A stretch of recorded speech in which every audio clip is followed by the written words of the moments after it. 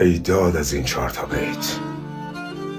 میگه نمی بخشم کسانی را که در حقم جفا کردند، همانهایی که حقم را به ناحق جا به جا کردند. دلم خون است از دست عزیزانم نه از دشمن، نمیدانی عزیزانم که با قلبم چه ها کردند.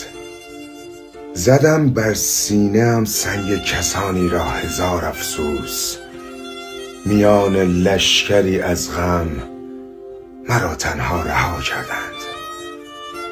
پرم از حرف ناگفته کسی سنگ صبورم نیست، و لعنت بر کسانی که مرا از من جدا کردند.